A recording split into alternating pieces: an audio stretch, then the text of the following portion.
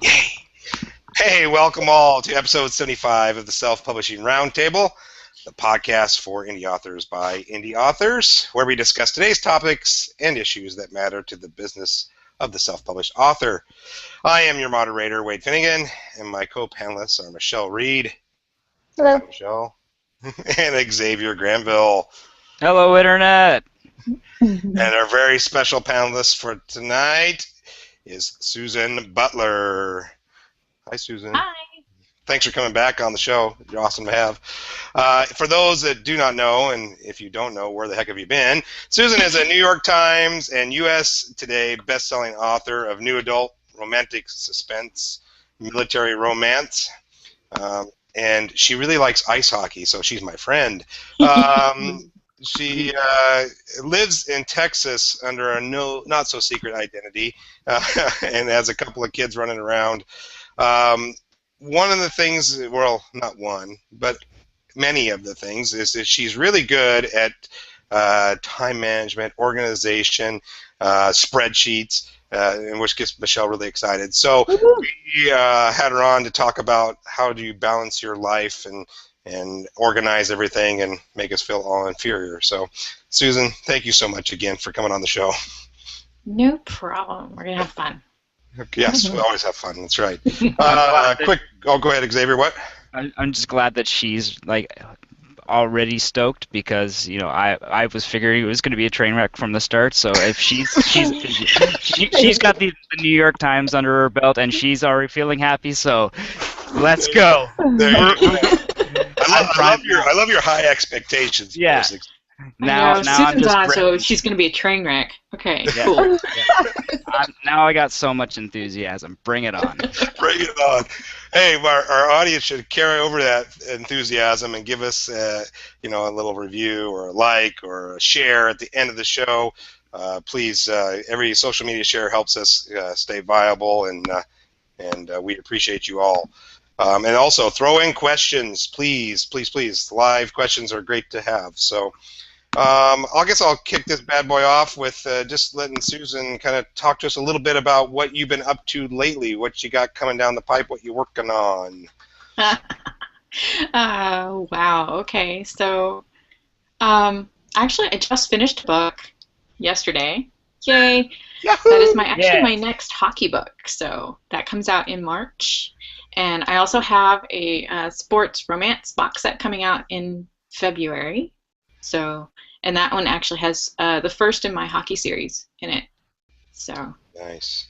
Now, do you do some research for that, Suzan? Do you go to ice rinks and watch some hockey players and? Absolutely. I think that every time makes games tax deductible. Wade has to take a drink of something. Well, We'll all do spreadsheets. You do hockey. Okay, well, it's not water, it's vodka, so it'll be okay. Is that how it is in Oregon? You just pour vodka from the tap? That's right. Right, baby. They're hardcore. We don't take all the water from the fish. So. Yes. Oh, man, you guys are so good at recycling. Wow. We are. Oh, all right. Do we have Xavier? You want to start off with a good, serious question? Because I know you're a professional and all. Sure. Yeah, I do have a serious question, but before I forget, I'm holding a flash fiction contest this month, and I'll be probably following this up for other months to come. But basically, if you submit anywhere from 500 to 2,000 words to based on, I have an image on this episode down at the bottom. Just look at the image, write a short story, and email it to me by the 31st, so the end of the month, January. And if you're listening to this on iTunes, so it'll be January 31st. If you get it to me by then, the winner of that, I'll do a free ebook cover design for them. Usually, I charge clients $80, up to $100, maybe $120 if it's all, line art and stuff like that. But usually when it comes to stock photo stuff, I'll charge a lot cheaper than that. But when it comes to if you do write me a 500-word, 2,000-word short story, there's a good chance you'll get one of these for free. So Woo. hey, Nice. that's Nice. that's neat, right? For you indie authors out there who just want to get a free cover quickly. So the price of it could be a 500 to 2,000 word short story based on this picture of a meadow that you will find on the self-publishing round table episode 75 page.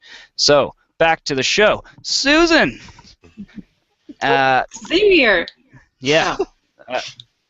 The one thing that I like about a lot of your blog posts and just what you show on social media is you're so, you know, organized and enthusiastic about the idea of being an organized indie author. So the one thing I was noticing is that you kind of you don't use one medium as far as your organization skills. You know, a lot of people will use just digital, you know, just using their computer and different software and stuff like that. But do you use pen and paper a lot as well, and you know, clipboards and pins and all that stuff? Do you use any kind of tactile stuff? Absolutely. I have stickers. I have planners. I do have a couple of apps I use, like for my phone and stuff like that. Calendars and stuff. And then I've been spreading my planner love all over the place for like the last month. So Yeah, she has. Michelle knows. Mhm. I have like 4 of them. Not It's gonna like lie. nerd porn. Yeah. And I Mm. copied you and bought one of my own. It's not as cool as yours, but But yeah, I don't know. I have like a lot of different aspects. It just depends on what I need to take care of. So Yeah, no, I think that's great. I think that more people need to kind of adopt that kind of mentality of just, you know, whatever gets the job to you fastest, you know, like, because artists are always kind of looking for ways to, you know, hone their craft, and whatever is, you know, most tangible or easiest or comes quickest to you would be or should be the best way to go about. So if you're someone who's more of a visual person, maybe try doing a sketch of your character before doing a drawing, you know, and same when it comes to like the labeling, you know, like the stickers, and you know, just try to find little ways for you to, you know, life hacks or whatever you will, you know, little things to make your job as a writer easier. yeah. what I were mean, you you gotta doing find your way. with the lines on Facebook I saw? What were you doing? Like the color coding? Oh, that's my editing. Yeah, I've been wondering about I that for took like 3 hours. Yeah, I took a class by Margie Lawson. Um, she does these. Well, she has lecture packets too, so you could like actually just buy the lecture packets. But I took some of her editing classes, and she uses those for to kind of show you like how it is. Like there's one color for dialogue, and there's one color for what she calls dialogue tags and senses and stuff like that. And then there's like the one color for the narrative and backstory, and then one color for setting and description. And so So you do can you have kind to of have like see a like, certain amount? well, it's just kind of like you want to get it balanced. So where there's not too much like backstory is yellow, so you don't want like too much backstory, Oh. or you don't want too much dialogue and action. Like I'm really guilty of dialogue and action. So you want to kind of make it more balanced. So you want more colors, but not too much Yay. of one color. Right, right. And so if you do see it weighted one too heavy, then when you're editing, you say, okay, I need to look at eliminating some of this here, or maybe adding in something different. Is that Yeah, what you're or doing? you know, rewording it to where, you know, instead of saying like he felt this, then you turn it into like, you know, more of the peak is like the visceral reaction. So you turn it more into more of an emotional reaction rather than just saying he felt happy, you know. Gotcha. Okay. Yeah, I guess you could end up having a real plethora of colors if depending on how, you know, really attention to detail you really wanted to get into that, as far as, you know, what kind of descriptions, what kind of sentences, what kind of dialogues, and all that stuff. So, yeah, no, that's it's interesting that you do that color coding. That and same, like, I bet you the people that do it digitally, I bet you there's ways within, there's softwares out there where you could easily just do that same methodology of color coding, those different Yeah, and segments. I don't even do it on every book because I don't always want to print everything out. But like it's really helped to I can kind of see it coming now. So I know that like when I go into like this whole like rampage of just like the backstory and stuff like that, I know I'm like, oh shoot, I'm gonna have to end up cutting part of that, and I know that's coming. So like even so, I don't always have to do the color coding. It's just like when I'm unsure about it, but. Oh, great! Yeah, because you start recognizing patterns in your writing, and that's a good idea. So, Susan, what was your advice for somebody trying to start to get organized? Like, okay, they've started the business of being an author, and organization maybe hasn't always been their best thing. And I'm not talking about anybody I know personally at all. But anyway, what would you say to them to start getting organized? Where would you start? Oh, I kind of have a chokehold on my life right now because maybe like 4 or 5 months ago, I would have been that person. So, let's see, how would you start? Like, I started with a planner. I started with like, a basic to-do list. Actually, I started with a digital to-do list. I went to Todoist.com and I used them. And it's just like, it's kind of a project management sort of site, but it's just like a list. So you go in there and you can like create tasks, and it sends reminders and stuff like that. So then I went and paid for the business account so that I could have like projects within projects. I kind of blew up from there, but that's where I started. I started with like a small digital app like that because it was cross-platform, and it goes, I could pick it up on my iPad, I could pick it up on my phone, on my computers. So it was easy for me to kind of get into it that way. But yeah, that's where I would start. Well, that's where I started. I tried the Evernote on my phone with the laptop and using Evernote because everybody loves it, and I couldn't. It was too overwhelming. I ended up taking pictures of everything, and then I didn't go back through them. And yeah, see, I didn't like Evernote actually. I really didn't like it that much. There was too much to do, right, Michelle? I mean, there's so many things. And then you didn't know which way to go, right? I would end up writing huge chunks of text in there, and then I'd have to copy and paste, and I was like, forget it. I need to just sit down and write the thing. Yeah. Yeah. How about work-life balance? Because I know that, Susan, this has been something now. Susan, I don't know if you're really. I ask you if there's anything off topic, but are you full-time authoring now, or is it? Yeah, I'm full-time now. Okay. I think the last time we talked to you, you were in the transition mode of getting to full-time. Okay. So how are you doing with the work-life balance now that you're full-time, and are you? What's your typical day looking like? How are you doing this? I feel like I have to have more of a chokehold on myself now because now I have like more time during the day. So I kind of like I might pitter that away on Facebook and Twitter and pretty much anywhere else. But yeah, I mean now I get up at 6 with my kids and stuff like that, and I get them off to school, and then like while I'm doing that, I'm checking email and Facebook and all that stuff. Just in between because I know I'm not going to concentrate on anything. So, and then once they leave, I sit down and I actually do like actual writing. Do you time yourself? Oh, go ahead, Michelle. Yeah, I'm actually using a productivity app now that has a timer, and it makes me time my breaks too because I tend to stop and check things, and then next thing I know, it's an hour has gone by. So now I have to time my breaks. I started using that, and I really liked it. Yeah. What's it called? Go ahead. You tell them what it's called. Oh, it's called Vitamin R. It's just a Mac only program though. That's what's so bad about it because I can't find one for the Windows. But I'm mostly Mac now anyway, so it didn't really matter for me. But it's a really good program. I think it kind of follows the Pomodoro style where you do something for 20 minutes and then you take like a 5-minute break, except you can set what times you want to use. So. I like it because there's like it'll go tick, tick, tick, and like remind you you're supposed to be working, retard. Work.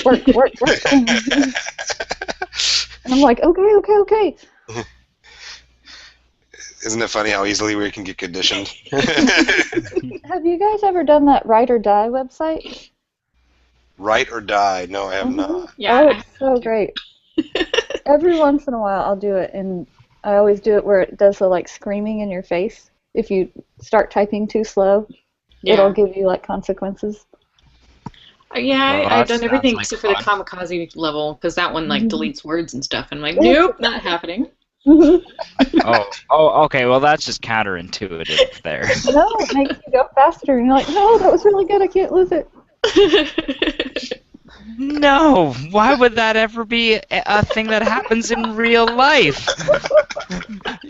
I understand there's you want to make it a competition to yourself, but at the same time, you don't want the stakes to be the point that you're losing your writing. No, I've gotten over 2,000 words an hour by using it, because I'm just terrified, and they were all usable, so... Okay, well, what does that tell you about yourself? That I should be writing that much all the time. And that you're easily scared. That's correct.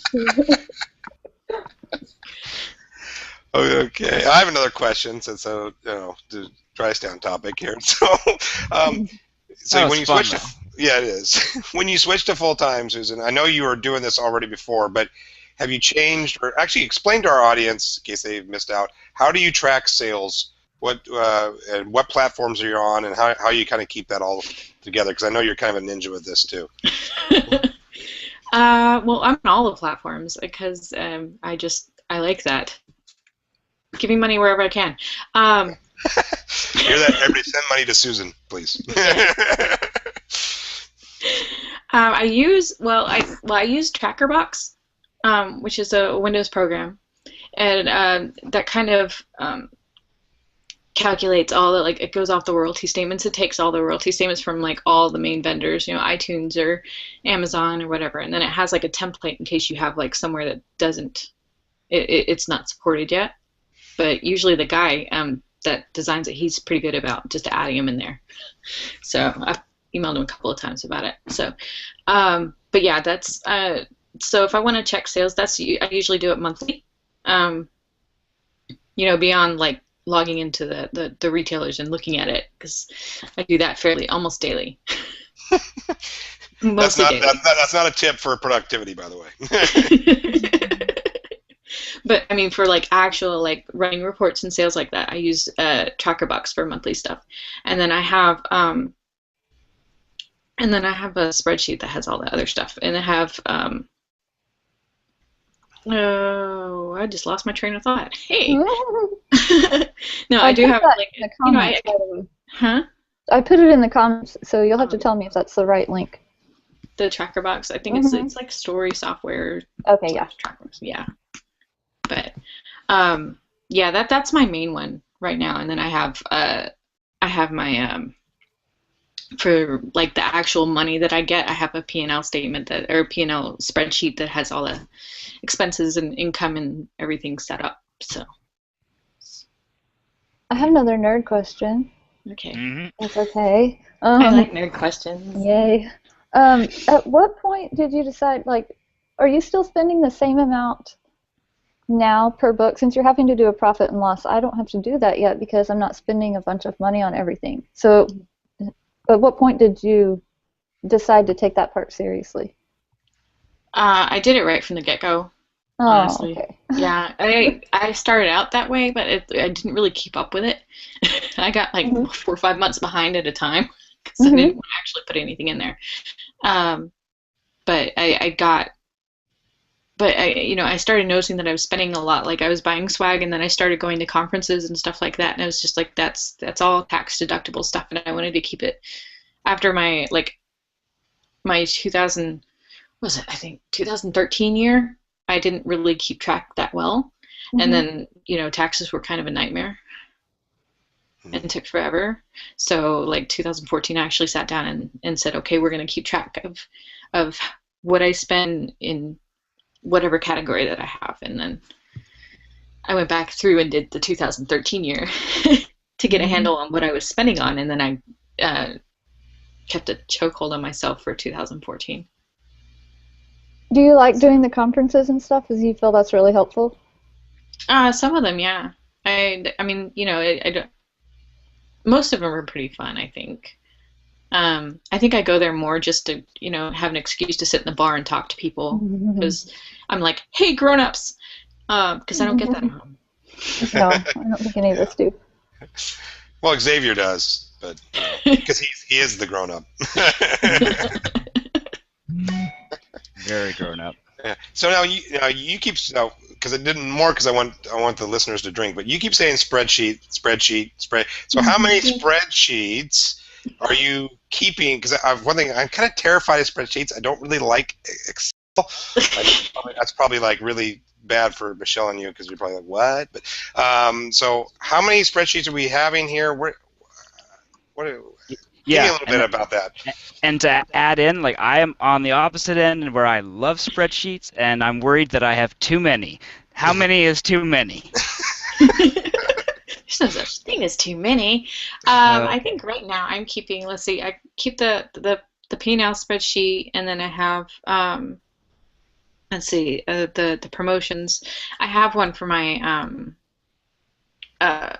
figuring out my production. I have a production schedule, and I keep that one in Excel. It's not really a spreadsheet so much as it is just like a place for me to keep my thing, my schedule at. And then I have one. What did I say? Promotions. Oh, and I have one for each box set that I'm into. I'm doing the accounting for anyway. So. So Xavier, how's that compare to you? Shut up. No, I've seen your Doctor Who spreadsheets, and I know that you can do it.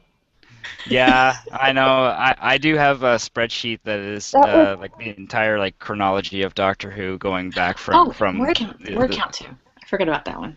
Sorry. Yeah. Mm-hmm. Yeah, no, I'm obsessed with organizing things in Excel. Sometimes I'll just have one of those days where I'll just zone out and just, I don't know. I feel like organizing the Greek pantheon of gods according to strength and hierarchy and power, and unless you're writing a book about it. That's what I mean. Dude, I might want that.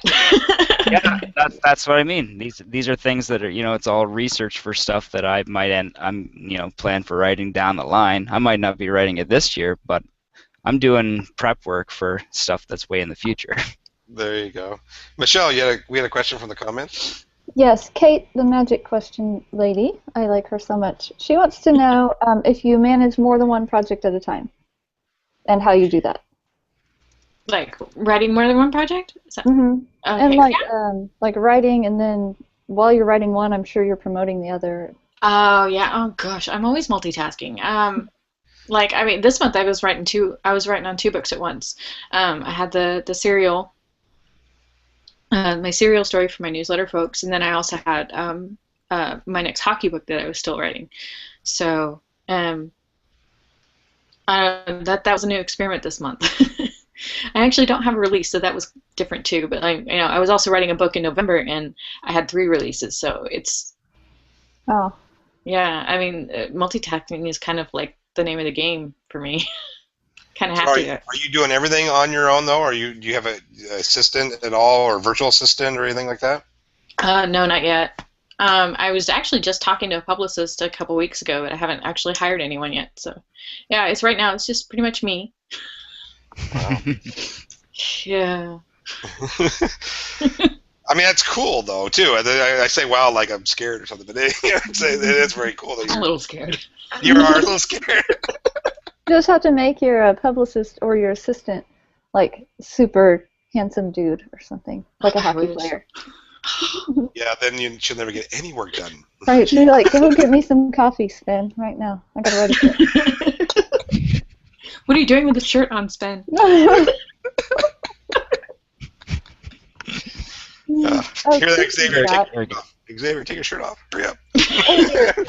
I'll just unzip this right about now. Turn Xavier's camera off. Good thing I was wearing a sweater. So many comments. I'm sure somebody's saying something pretty crude now. But anyway, Susan, you say you track word counts. Are you trying to hit a word count every day now, or do you set that?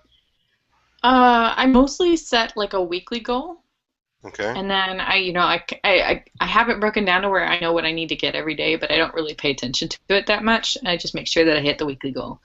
Like I noticed today, like because I was looking at my writing calendar thing, and I noticed that I do most of my word count the first half of the week, and then I kind of screw around the last half. Hmm. I wasn't aware of that.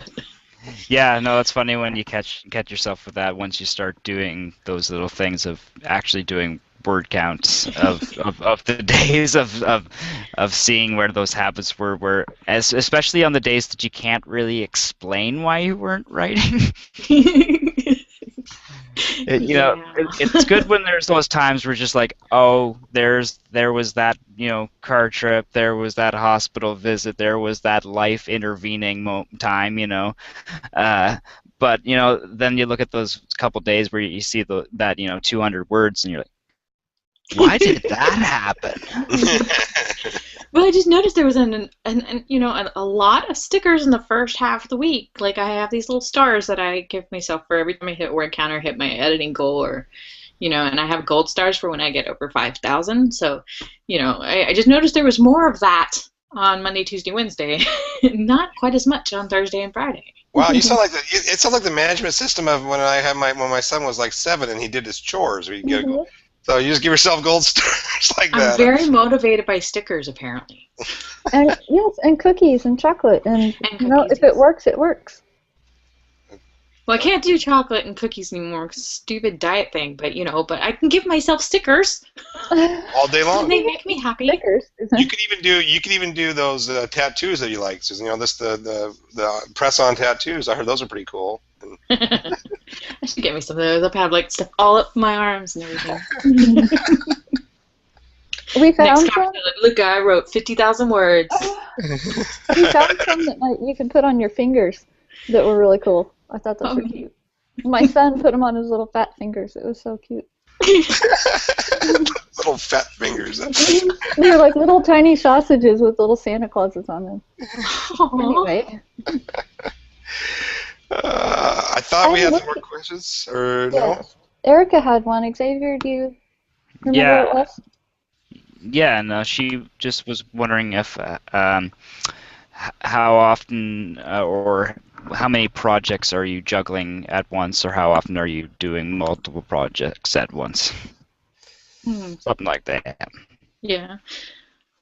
Oh, my happy space is like 2. Sometimes I'm working on 3. Like right now, I think I'm working on 3, but it's like I'm writing one, I'm editing one, and then I'm kind of thinking, like marinating on a 3rd. So that's the next one I have to write. I started thinking about it. So. Do you count when you go into box sets? Do you count that as a project, or do you just do it?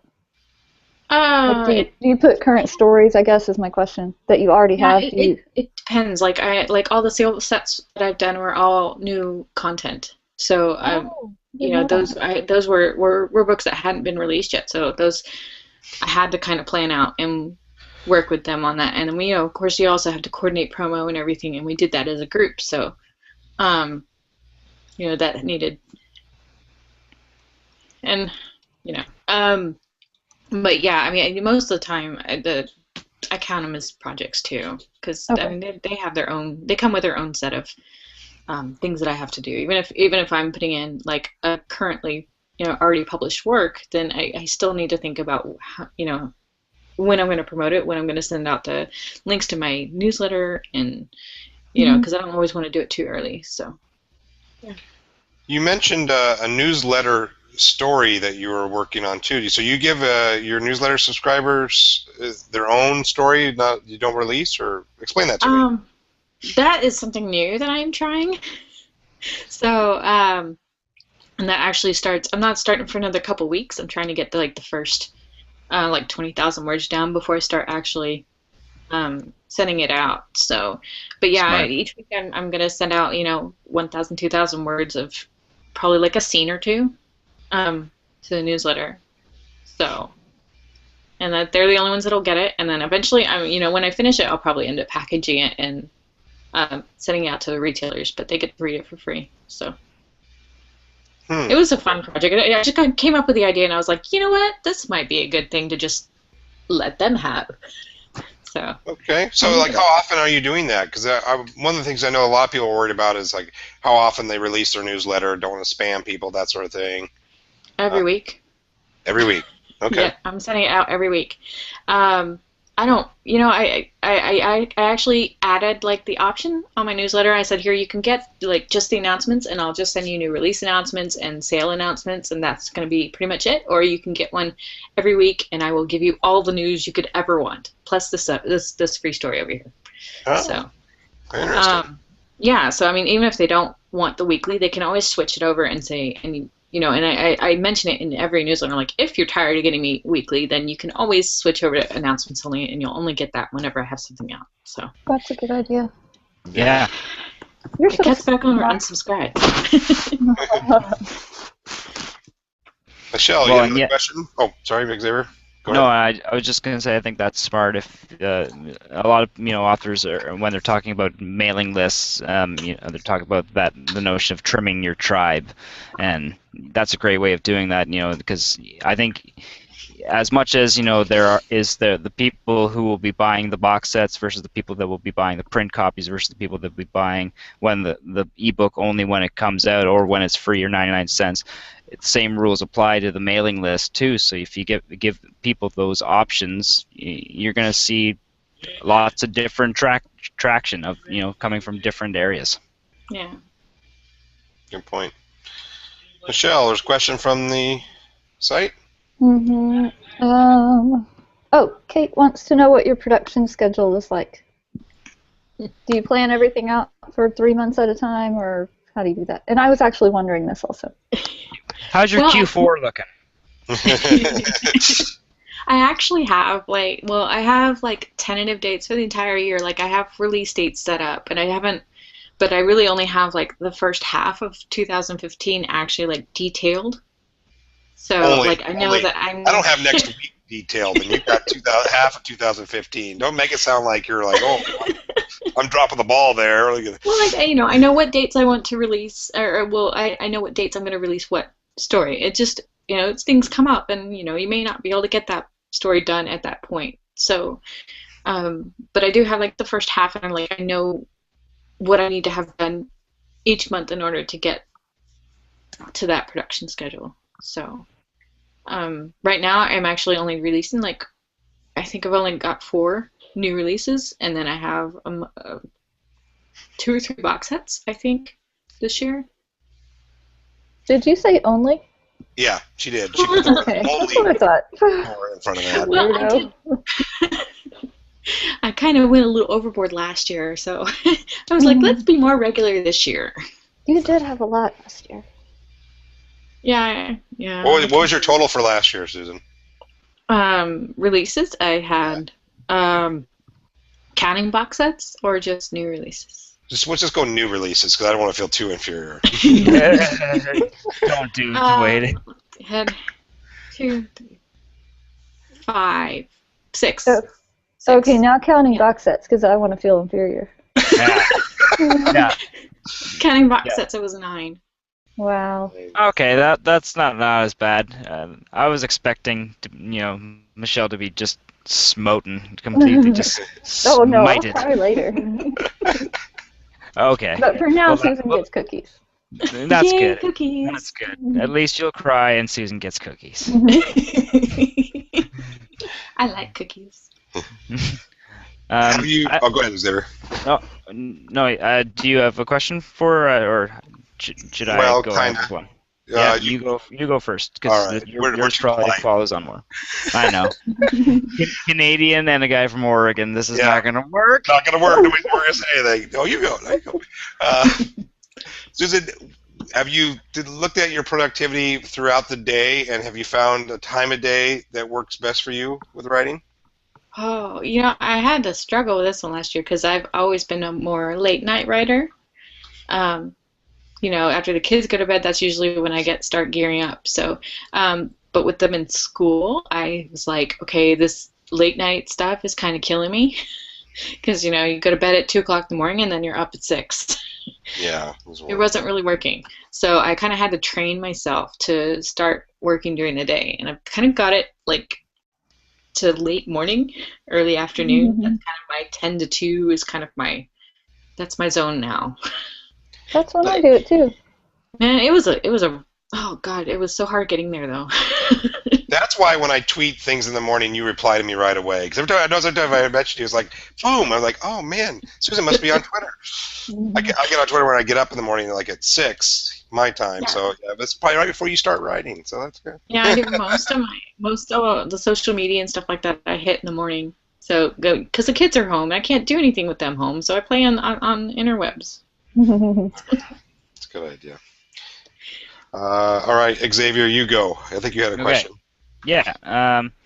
So with all the different lines of books that you put out, you got a couple series, a couple different box sets with different people and short story compilations. How much of your writing is done with that right to market ideology versus just kind of like writing what you enjoy writing, and the marketing comes out of putting out what you enjoy writing? Well, I kind of fell into what I write now. Like, I mean, I wrote the hockey series because I liked it. And, surprisingly, it did not do that well. And that might have been because that was my first attempt with self-publishing, and that they're older books, so they're like not.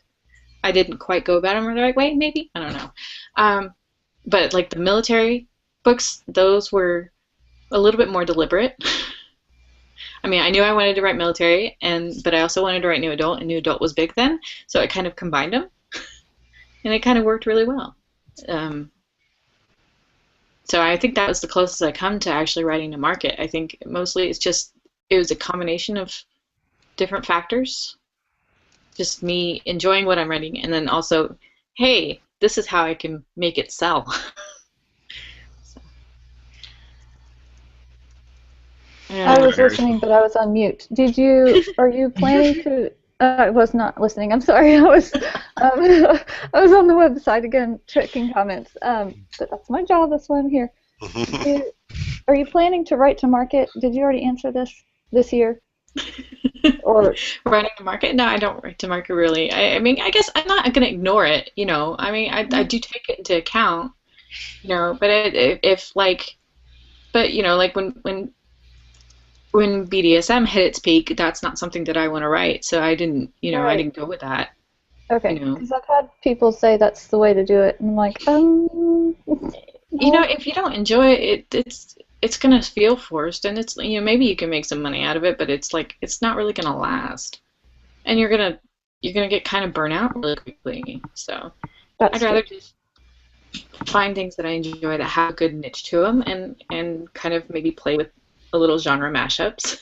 I was going to ask, are you planning on genre hopping at all? Are you planning on doing some other stuff? Yeah, I have big plans. I just need time to do them. 10 to 2 every day. I have a big fantasy series I want to do probably next year, because I don't have time this year. Cool. But I'm really excited about it. But I don't know when I'm going to get to it. different pen name? Are you going to put another pen name out there for that? Probably not. Yeah, no, because I mean, it'd still be a romance. There's still going to be romance, because that's what I like. But, I mean, just a romance with a fantasy setting, pretty much. So I don't really see the point of doing another name for it. I might change my mind in a year. But right now, I think it's just, I like my name. It probably still has the last name Butler anyway. Everything right. you do. Just put a couple of other initials on there or something. Just switch the initials. Instead of SM, we'll do MS. I would do it. It would be hard to convince you to do that, huh? Michelle, how are we doing on questions? We don't have any questions. Carl really likes awkward silences, for the record, Apparently, and yeah. Yeah, and Buddy really likes the new hosts, so yay. Yay, Buddy. Yeah, we got a lot of great interaction with amongst the people, which is great. But as far as questions, I think people are just enjoying the show at this point. So, No, uh, Princess Commenty Pants. Kate Morgan has another question. She wants to know if you have regular reviewers that you send ARCs to, and how did you get your first reviews, which is one of my favorite questions ever. yeah, great.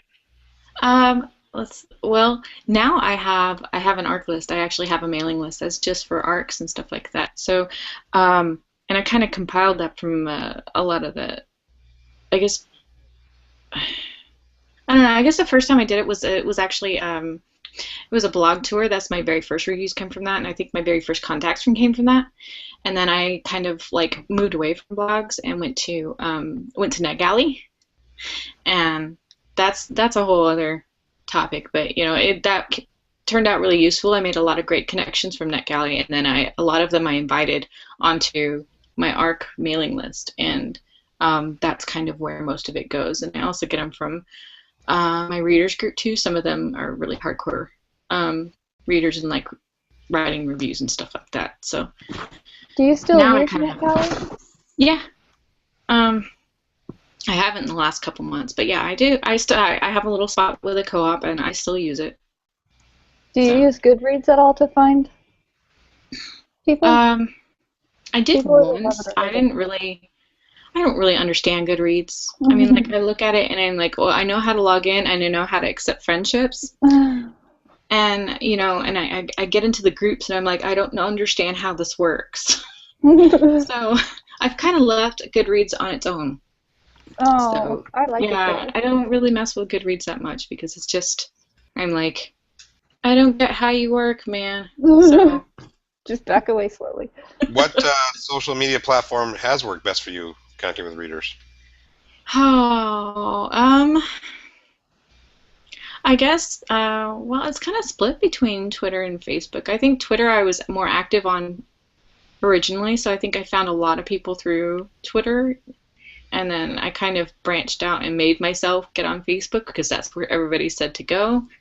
So, and that's grown a lot faster than Twitter did. So, I guess I would say it's split, but maybe Facebook a little bit more. Yeah. Interesting. Okay.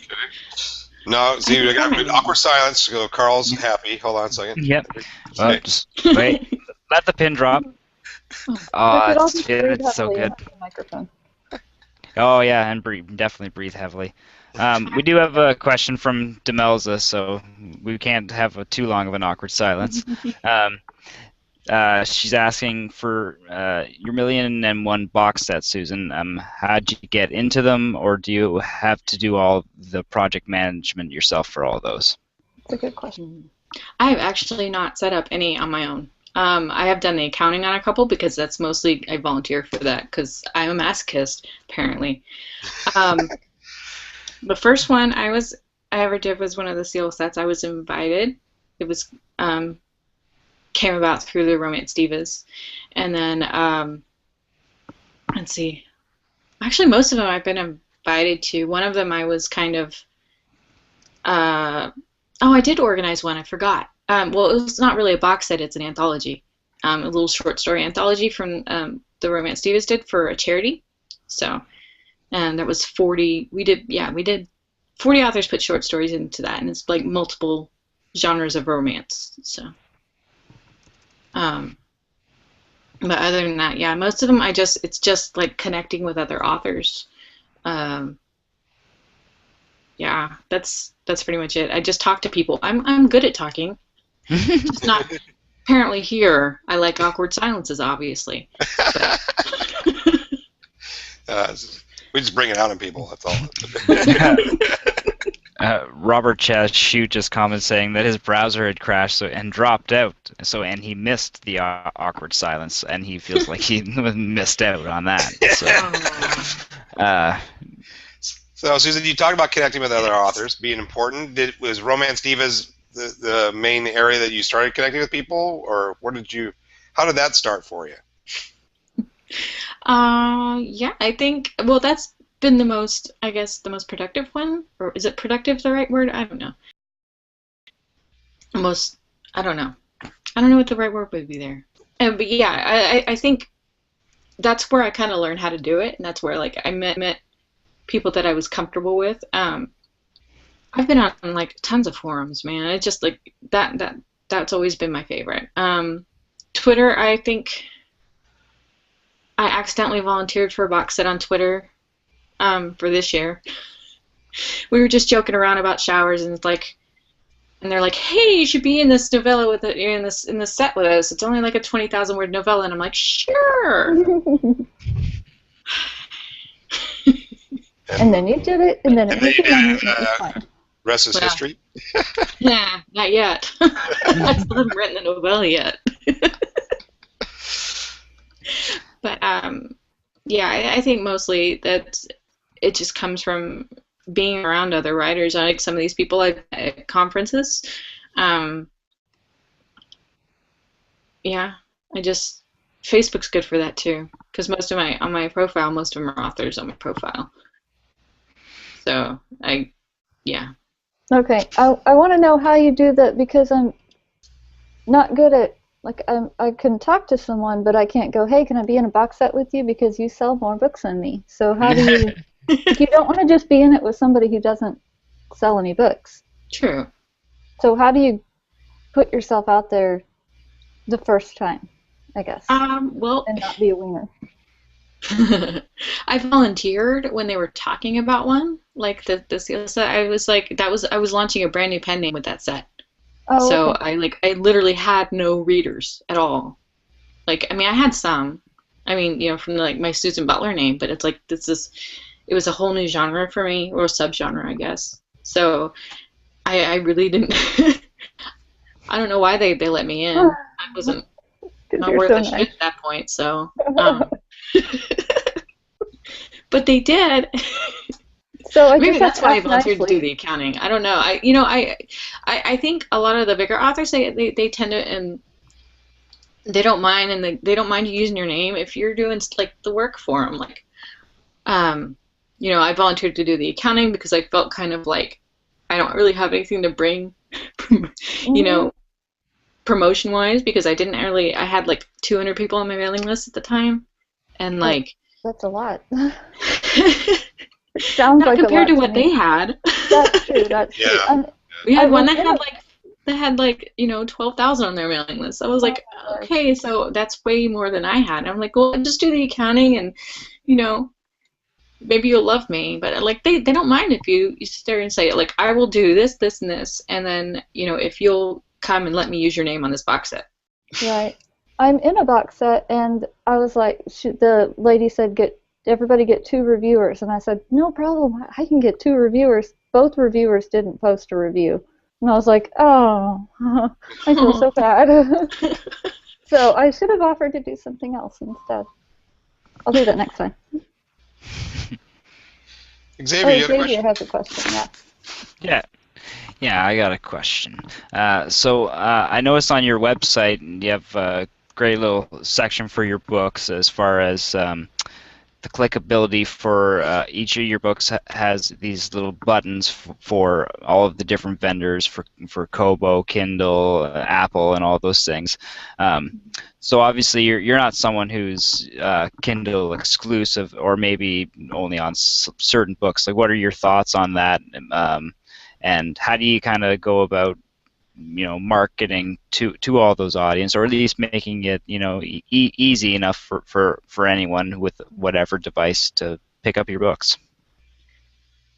Well, I couldn't really do KDP, or Select rather, because it wouldn't have made financial sense for me. Because at this point, I have a pretty well established presence on iTunes, or iBooks, I guess they're calling themselves now.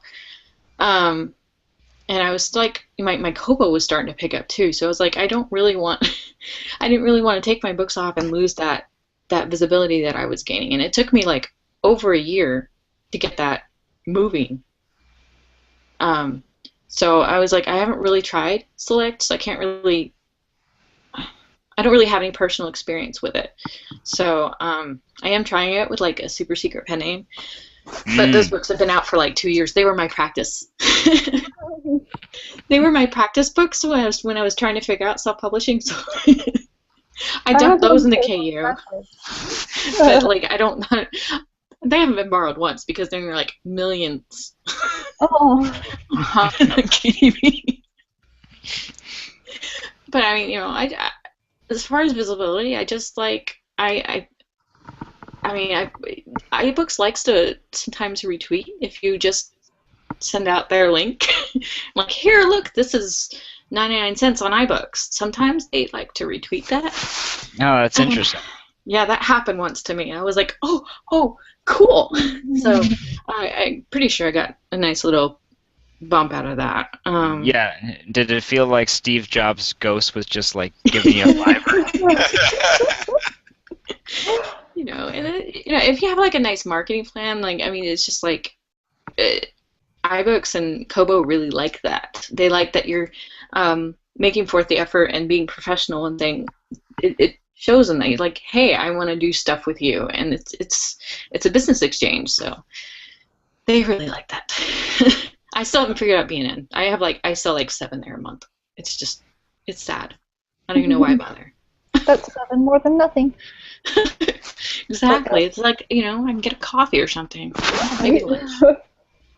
So speaking of your website, it's spruced up. Looks really awesome. You look like now. Did you do all that work yourself, or did you hire that out, or? No, I did it. Mostly I just bought a new theme, and then I just customized it. Nice. Because I'm ultimately very lazy, and I wanted to do minimal HTML work.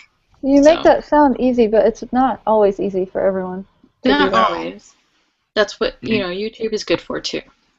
And you're referring to a WordPress theme, right? Yeah. I run WordPress on everything. So. Okay. Cool. WordPress is pretty neat. I know a lot of blog-centric people use it. I know, like, on the self-publishing roundtable website, we use it there too. So it is one that's very popular out there. So authors, look into that. As far as the web hosting goes, it's a handy tool. Yeah.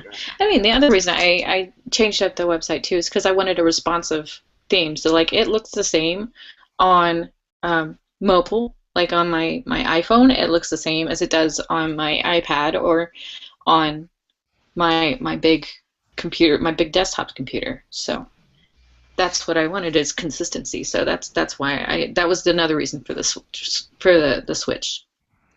Nice. I like it. Yeah, it came out really, really well. Really well. What is the name of your website? And I'll put it in the thing. My website, SuzanButler.com. Yeah. Okay. Go. Oops, I wasn't ready for that. Go. Any more Go. from the site first? Is anybody need anything? No, there was no more questions. I don't think. Yeah, it doesn't look like. Maybe just like for as a last quick thing, just what would you say to either yourself? Oh wait, we do have one last one from Kate. Oh, she just snuck it in at the very end. Susan, do you do your own cover art or do you hire out? Oh, I have been doing all my own cover art. I'm actually probably going to start hiring out soon because it takes a lot of time, and I'm very much a tweaker. Mm-hmm. And that I will work on it for hours and hours and hours. So I probably will be hiring out soon, but all the ones that are out there currently I did. So cool. Yeah, and as a quick reminder for all those who are submitting to the Flash Fiction Contest this month, if you submit a 500 to 2,000 word short story to the email that's listed on the Self-Publishing Roundtable episode 75 page, you could get a free ebook cover done up by myself. Usually I charge anywhere between $80 to $150, $120 sometimes if it's line art specifically. And so if you're one of those authors out there who are in need of a cover art, it could be as free as sending me an email with a short story. And we might be doing this, multiple months. We'll see down the line. But yeah, check out the the website, selfpublishingroundtable.com, and click on episode 75. Awesome. And get if you are submitting, get it sent to me by January 31st. That's the deadline. Cool. All right. Xavier, before you went to that nice little ad read, you had one other. You said something about looking back or something. Just maybe for like a newcome writer, or for you to look back at, as far as what you would do differently, or if you were coming into the state of the game as it is right now, what would you say to yourself, if you were starting right now? Oh, would you say hi, Susan? Hey, what's up, yo? No, I don't know. I think maybe I'd probably tell myself to have a little bit more patience. Because I kind of rushed into a lot of things. Like I had the super secret pending where I was practicing all my self-publishing stuff on that name. And then even when I started with this name and I was doing the hockey books regularly, I don't think I wasn't really producing as fast as I wanted to. And like I just didn't want to, I wasn't willing to hold back and have a consistent schedule. And I think consistency is probably the one thing that I think early me would have benefited from. I think I would still benefit from that, actually. Sounds like you'll do a lot better than before, because you're all like super organized now. I know. I got myself by the throat, yo. Well, and do you think that there's such a thing as a healthy consistency versus like a consistency that probably is out of your depth, or whatever, like too hard? I would never be one of those once a month book people, or you know what I mean. Yeah. I would never be a book a month person. I just don't. I can't write and edit that fast. Even hiring out for everything, I don't think I could do that. That's why I was like, if I'm gonna be. That's why when I was looking at this year, I was like, okay, so if I can do a book a quarter, and that's nice and consistent. Everybody knows they're going to get a book from me every 3 months, and it makes it a little easier. I guess they get their regular schedule, and I get to breathe. So we like that. Breathing is good. Yes, I'm glad that you can breathe. Just keep that up, and make that your New Year's resolution. Do you have any if you miss a deadline, I know we're almost out of time, but do you make a big deal out of it, or do you what do you do? Cry? No, I just kind of just keep powering through it. I mean, what can I do? I can't. I mean, if I miss a deadline, then it's I really haven't missed a deadline. Really, not an important one, I suppose. Like the KDP ones, like the ones where they take away your pre-order. I haven't missed that one. But I also built in a lot of cushion, so I know that if I blow my, if I want to have a draft done by X date, then and it's not done by that date, I'm not gonna sit down and cry because I didn't finish the book that day. I'll give myself another week. I'll say, okay, well, this, and recalculate. I have about this much left to go, and this is kind of what I need to do each day to make sure I get done by this time next week. Okay. And usually, that's all it takes for me, is maybe pushing it back a week or two. I haven't, beyond that, I build in an extra 4 weeks of pretty much. Okay. Yeah. Well, I knew you're so good with the rewarding. I didn't know if there was an other end of that. If you don't do it, then you have to do something terrible. No, I don't deal well with negative rewards or not rewards. The penance, I guess. Yeah, I don't do well with those. They just make me mad. Mm-hmm. And I still don't get it done. So, yeah, good rewards. Positive reinforcement works really well with my head. Awesome. Yeah. Well, I found that too. There was back in the day when I would be writing, and if I didn't get a certain amount down, then I'd go back with the cat of nine tails, just whip myself Roman style, straight out of the Da Vinci Code. You could be a better writer. You could be a better writer. No, but now I'm a much more healthier writer. Now I just, do yoga. Well, it makes me really sad when I can't stick my stickers on I don't get a star for the day. That really does make me sad. Oh, I love yeah. it. You would want a star, Really, wouldn't you? it really is motivating for me to be able to be like, oh, I can stick that silver star on there today. And Yeah. the best days is when I get my gold star. When I get my over 5K, I was like, yes, gold Gosh. star it is, baby. So that is the bar. Yeah. The 5K is the bar for the day. Anything over 5K and it's gold. Yeah. Yep. Nice. Give me that gold But star. I wanted something that was like, it was kind of toward my top range, especially if I'm only writing on one project, because I like to switch around. But I wanted something that was kind of close to top range, but is still realistic.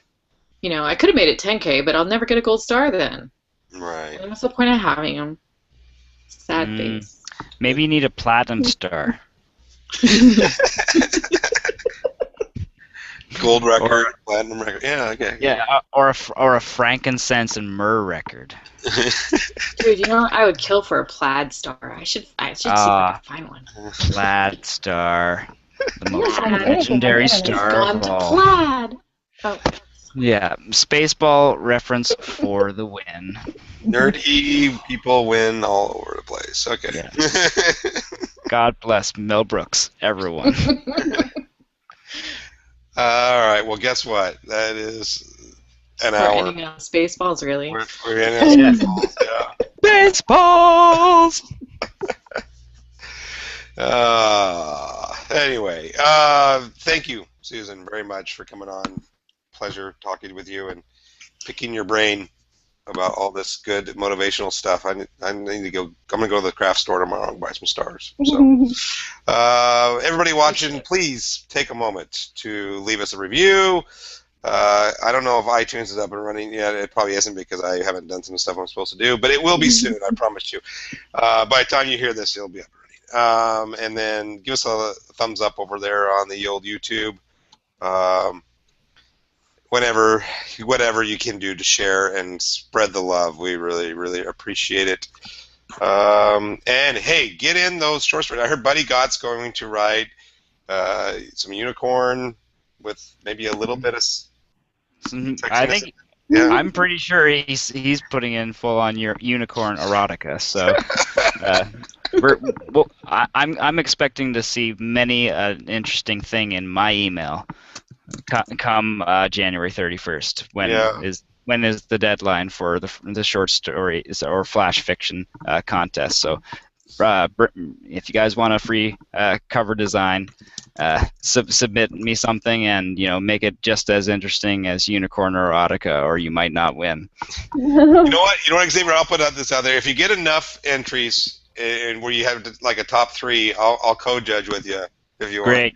Yeah, no, and if there is to the point where there's that many, I'd love for it to be the point where there has to be a panel of judges. Awesome. Okay, so you can all throw darts and pick the winner. Mm-hmm. Yes. All right. Catch us next week. Well, actually, I won't be here next week, unfortunately. But Michelle, who do we have coming up next week? We have Matt Morris, the 50K a day guy. Yes, the speed writer. Talk about somebody making you feel inferior. But anyway, yes. At least you won't be here. You won't be here, so you can just listen to while you're at home and cry. Yeah. He'll be nice about it. Yeah. And have a delayed reaction of inferiority. Yeah, and then you can come back the next week all refreshed and new and ready to be the way that you are and we love. The way that I am. There you go. All right. Thanks again, everybody, for listening and commenting. We appreciate you all. Thank you again, Susan, for being on. It was a good show. And we will see you guys next week.